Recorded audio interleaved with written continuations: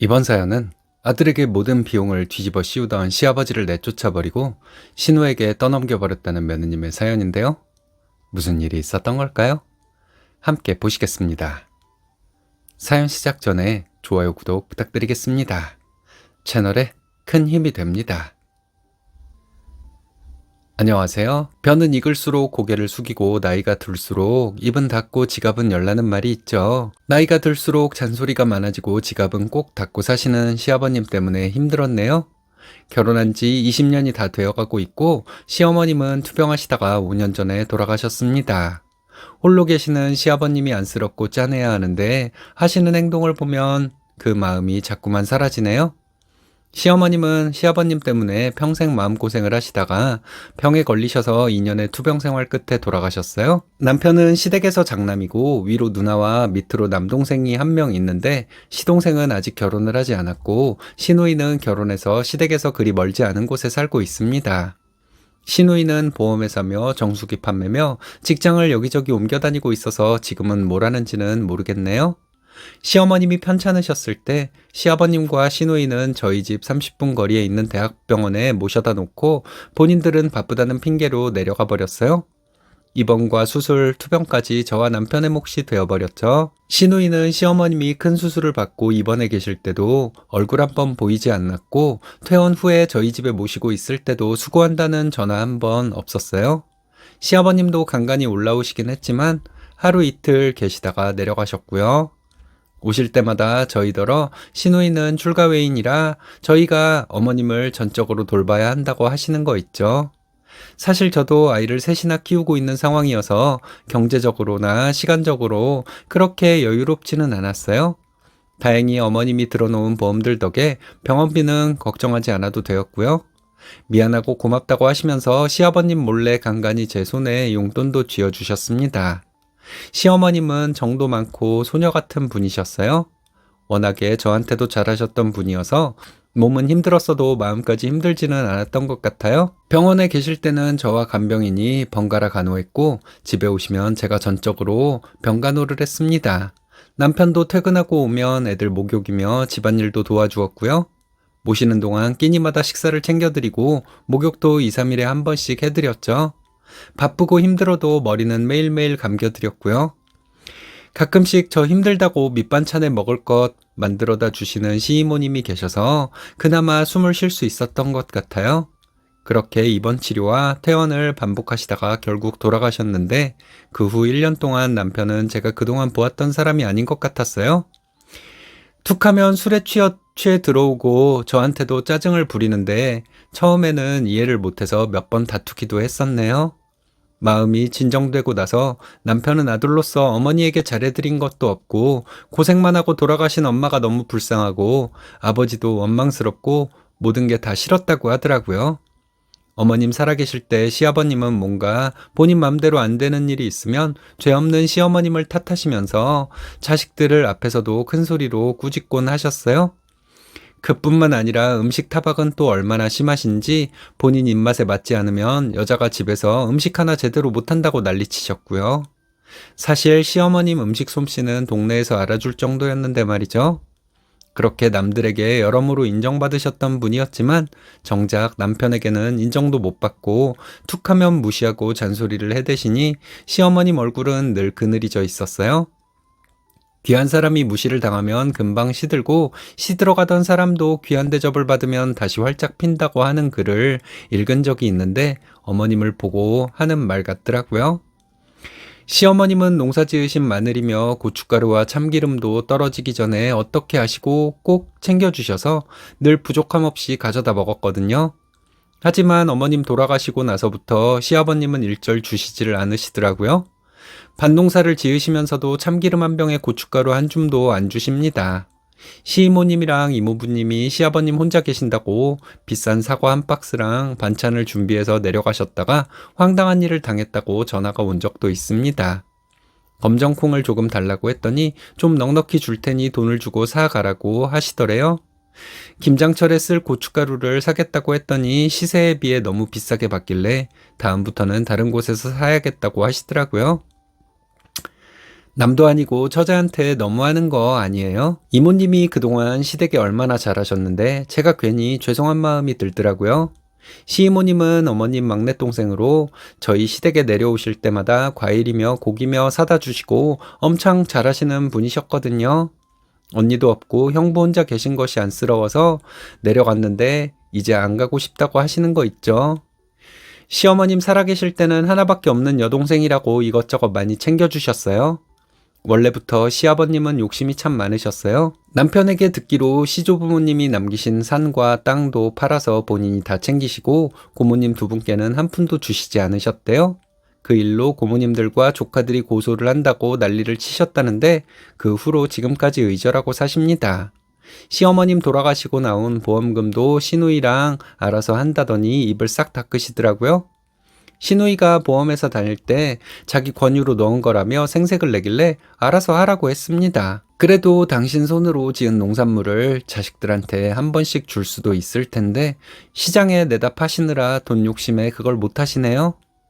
대신 저희가 시댁 내려갈 때 뭐라도 적게 사들고 가면 서운한 표현을 그렇게 하십니다. 엄마 없이 혼자 살고 있으면 자식들이 뭐라도 사오거나 반찬이라도 해가지고 와야 되는 거 아니냐고 하시면서 말이죠. 처음엔 저도 밑반찬을 해서 가져다 드렸는데 입맛 까다로우신 시아버님이 제게 음식 솜씨가 없다면서 친정에서 뭘 배워왔냐고 하시는 거예요. 남편이 그 입맛 맞추기 힘드니 그만하라고 해서 그 뒤로는 안 해다 드리거든요. 근처에 시누이도 살고 있지만 반찬은커녕 아무것도 해다 주지 않는데 딸한테는 아무 말도 안 하시면서 유독 저희한테만 이것저것 해달라고 요구를 하시니 너무 얄밉습니다. 음식 솜씨 좋으셨던 시어머님 그렇게 타박하시더니 지금은 솔직히 어머님 손맛이 그리울 거예요. 가끔씩은 시아버님이 스트레스 주시지 않고 잘 챙겨주셨더라면 어머님이 더 오래 사시지 않았을까 하는 아쉬움도 있으니까요. 시어머님 계실 때는 명절이나 제사 때 미리 장을 다 봐두셨는데 이제는 상에 올릴 과일 하나도 안 사놓으셔서 하나부터 열까지 저희가 시장을 다 봐야 합니다. 물론 시동생이 수고한다고 봉투를 챙겨주기는 해요. 도시에서 아이 셋 키우면서 생활의 여유가 얼마나 있겠어요? 남편이 작은 사업을 하고 있는데 요즘은 경기가 좋지 않아서 벌이가 많지 않아요. 저는 조금이라도 보탬이 되려고 아이들 케어하면서 하루 몇 시간씩만 일을 다니고 있거든요. 시아버님은 다른 가족들이 아프다고 하면 자기 몸 자기가 못 챙겨서 아프다고 미련하다고 하시면서 당신 몸 아플 때 모른 척하면 서운하다고 난리를 치세요. 어디가 조금만 아파도 바로 병원으로 향하시는 분이신데 다른 곳에는 돈을 아끼시면서 본인 몸과 관련된 곳에 쓰는 돈은 하나도 아깝지가 않은가 보더라고요. 아침마다 날계란에 사과 반쪽을 드시는데 그것도 비싼 유정란만 드십니다. 오래오래 건강하게 살고 싶은 마음이야 이해를 하지만 정도껏 하셔야지 도가 지나치니 문제죠. 작년에는 읍내에 있는 의료기기 체험관인가 하는 곳을 다니시더니 몇십만 원짜리 건강식품을 사다가 쟁여 놓으시더라고요. 게르마늄 옥으로 만들어 건강에 좋다는 매트와 좌욕기 등 몇 가지 기기를 구입하셨는데 1,000만 원 가까이 쓰셨다고 해서 기절하는 줄 알았습니다. 아들 며느리 손주들에게 단돈 10,000원도 아까워서 못 쓰시는 분이 한 달 만에 1,000만 원을 쓰셨다고 하니 말이에요. 남편은 사기당하신 거라고 뭐라고 하니 절대 아니라고 하면서 내 돈 주고 내가 산 거 네가 왜 난리냐고 사주고 그런 소리를 하라고 난리를 치더라고요. 결국 잔뜩 사놓으신 건강식품을 다 드시지도 못하시더니 저희더러 50%의 할인 가격으로 줄 테니 가져다 먹으래요. 참나 세상에 이런 시아버님도 계신지 묻고 싶네요. 지난 봄에 시댁에 내려갔더니 거실에 러닝머신이 떡하니 있는 거 있죠? 좁은 거실에 반을 차지하고 있어서 답답하고 너무 불편한 거예요. 아니, 공기 좋은 시골에서 흙길 밟고 다니시면 건강에도 좋으실 텐데 왜 굳이 비싼 러닝머신을 사셨는지 도무지 이해가 가질 않았습니다. 결국 지금은 그 러닝머신 콘센트 뽑혀 있고 바지랑 옷들을 마구 걸쳐놓고 옷걸이용으로 쓰고 계세요. 세상 똑똑한 척은 혼자 다 하시면서 저런 행동을 하실까 싶어서 웃음밖에 안 나는 거 있죠? 가을이 저물어 갈 때쯤 서울에서 시이모님이 아들 결혼식이 있었는데 시아버님은 농사일 때문에 바빠서 못 올라오신다고 하시면서 저희더러 봉투를 대신해 달라고 하셨어요. 남편과 제가 결혼식장에 가서 봉투에 시아버님 성함을 적고 저희 봉투랑 2개를 축의금으로 내고 왔습니다. 그런데 그 뒤로 시아버님은 아무 말씀도 없으시고 저희가 시골을 내려가도 돈을 주실 생각을 안 하시더라고요. 저희가 대신 내드렸으니 주세요. 하기도 그렇고 그냥 지나가 버렸는데 한두 번이 아니에요. 작년 봄 외숙부님 돌아가셨을 때도 농사 준비철이라 바쁘시다고 저희더러 부의금을 내달라고 하셔서 남편이 퇴근하고 장례식장을 찾아가 인사드리고 낸 적이 있었는데 그때도 역시 모른 척 하셨거든요. 친척 병문안을 갈 때도 이젠 당연한 듯 대신 내달라고 전화를 하세요. 자식 돈으로 생색을 내신 거죠. 이게 얼마나 어름답지 못한 행동이에요. 얼마 전에 생전 전화 한 통 없던 시누이가 연락이 왔더라고요. 시아버님 병원 예약을 좀 해달라고요. 시아버님은 연세에 비해 외관상 건강해 보이는 편인데 당뇨가 있으세요? 당뇨약을 드신 지는 오래되셨고 비교적 혈당 관리도 잘 되고 있다고 들었는데 웬일인가 싶었어요. 시누이는 시아버님이 연세도 많이 드셨고 저희 집 근처에 대학병원이 들어섰다는 얘기를 들었다면서 겸사겸사 진료를 받게 하고 싶다고 예약을 해달라는 겁니다. 평소 부동산에 관심이 많던 시누이가 저희 집값이 엄청 올라 있는 거 알고 있다면서 부럽다고 하는 거 있죠. 집 앞에 대학병원도 생겼으니 앞으로 시아버님 편찮으실 때마다 모시고 가면 되겠다고 하길래 어이가 없었습니다. 사실 저희가 최근에 새 아파트에 입주를 했는데 수도권과 가깝고 역세권의 인프라가 좋아서 집값이 엄청 오르긴 했어요. 하지만 아이가 셋인 덕분에 다자녀 특별공급으로 운 좋게 당첨되어서 입주는 했지만 아직 대출금도 남아있는 상황이거든요. 저한테 은근슬쩍 떠넘기는 것 같아 별로 기분이 좋지는 않았지만 점검도 받으실 겸 예약 날짜를 잡아드리고 올라오시라고 했죠. 하루 휴가를 빼고 시아버님 모시고 병원에 가서 진료를 받기 위해 대기하고 있는데 생각보다 진료대기 시간이 많이 길어지더라고요. 저는 그러려니 하고 있는데 시아버님의 불같은 성격에 가만히 계실 리가 없죠. 간호사들에게 환자를 이렇게 오래 기다리게 하면 되냐고 불같이 화를 내시더라고요. 시골에서 올라왔다고 무시해서 일부러 순서를 뒤로 미루는 거 아니냐며 생트집을 잡으시는데 난감해 죽는 줄 알았습니다. 제가 아니라고 말씀을 드려도 들은 척도 안 하시고 M1 간호사들만 복가되길래 얼마나 민망하던지 정말 혼자 두고 집으로 오고 싶었다니까요. 진료실에서 당뇨와 고지혈증이 있으신 시아버님께 경동맥 초음파 검사를 권하셔서 검사를 받았는데 약만 주면 되지 이것저것 검사하라고 한다면서 또 병원이 돈 벌어먹으려고 하는 짓이라고 하는 겁니다.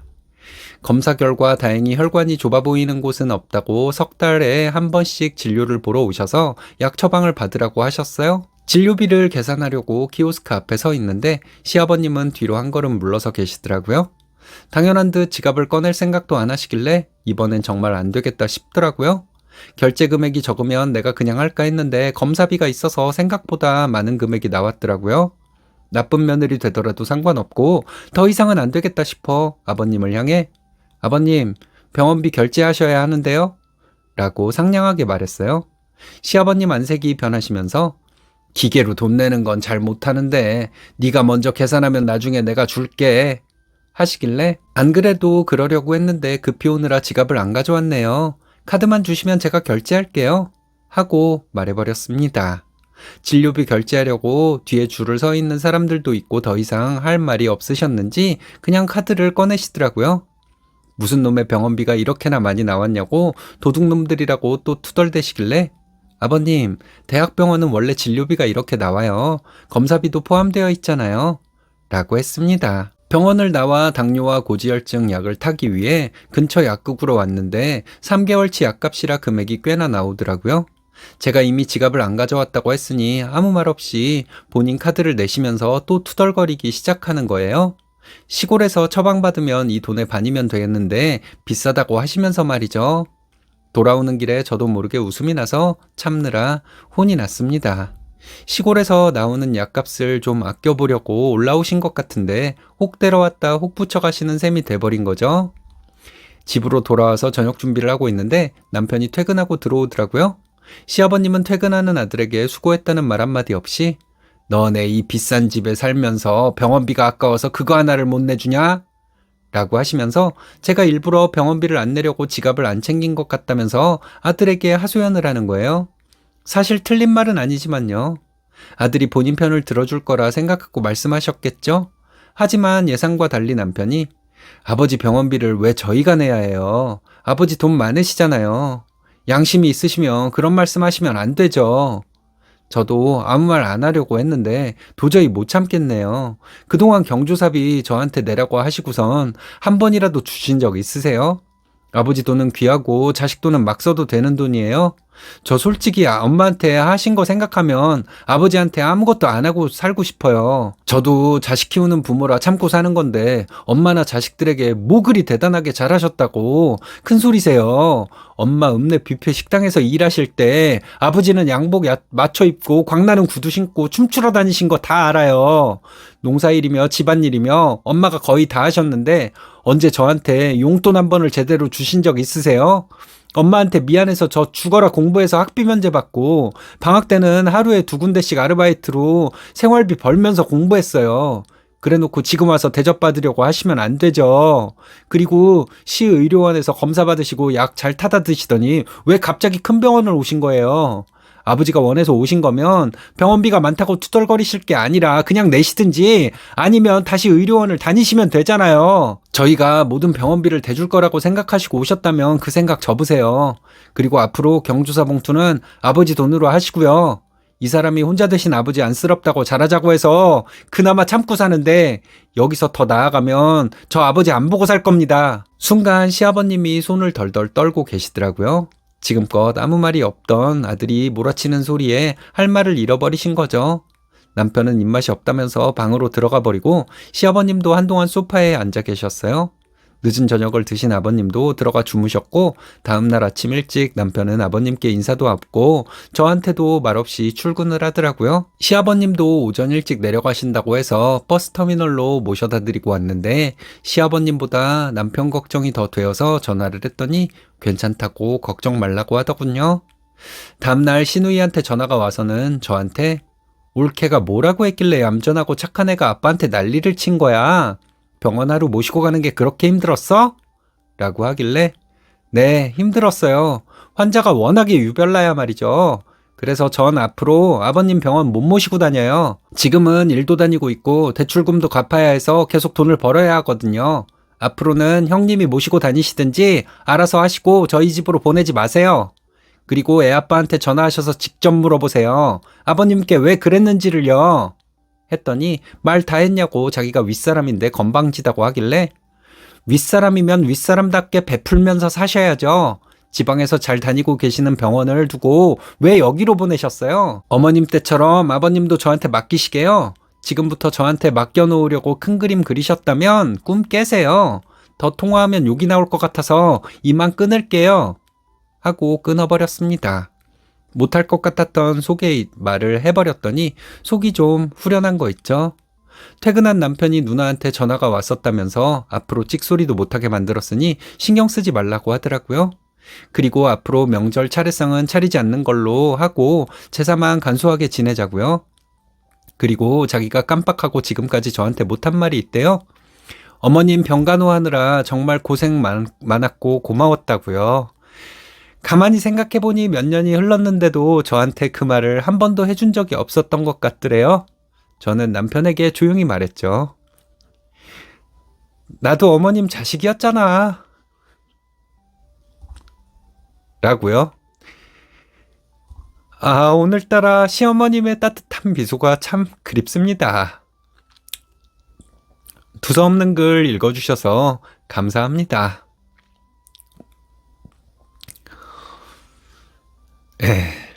더 받은 것들이 더 책임을 회피하려고 하는 건 모든 집안 공통점일까요? 저도 오늘 저희 엄마의 따뜻한 미소가 참 그립네요. 꼭 할 말 사시고 하고 사시고 못된 시아버지는 못된 신우가 책임지도록 하셨으면 합니다.